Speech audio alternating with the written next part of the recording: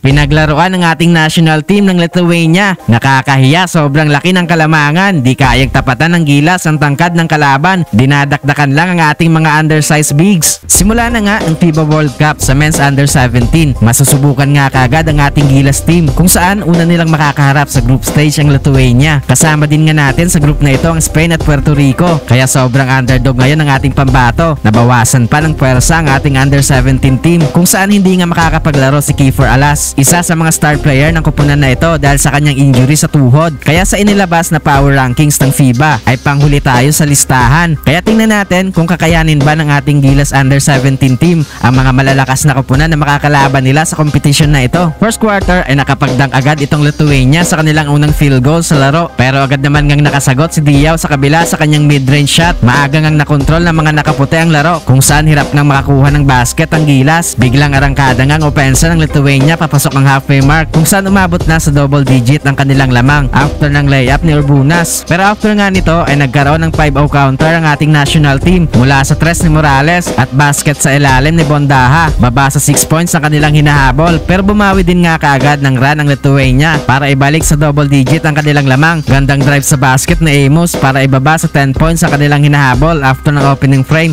23-13. Second quarter ay nagkaroon ng early 2 3-pointers ang Gilas courtesy of Velasquez at Amos. Pero agad din naman nga yung sinagot ng Lithuania sa kanila ding dalawang tres. Na-maintain nga ng mga nakaputi ang kanilang kalamangan hanggang sa kalagitnaan ng quarter. Napatimeout agad ang Lithuania matapos ang one opportunity ni Bondaha kung saan baba sa single digit ang hinahabol ng Gilas. Pero late sa quarter ay bigla ulit umarangkada ang opensa ng mga nakaputi na naging agresibo sa pag-atake sa loob ng paint. Lamang na lamang nga sa height itong mga players ng Lithuania at umabot na nga sa 20 points sa kanilang lamang after ng transition dunk ni Buika. Natapos ang first half sa score na 46-29, 17-point lead para sa Lithuania. Third quarter ay inatake agad ng Lithuania itong undersized defense ng Gilas sa ilalim. Easy lang nga sa 6'9" big man ng kalaban ang pagpunto sa loob ng paint. Patuloy nga ang paglobo ng kalamangan ng Lithuania kung saan unti-unti na ngang nawawala ng kumpiyansa sa laro ang ating Gilas under 17 team. Dinadakdakan lang nitong number 11 big man ng ating national team.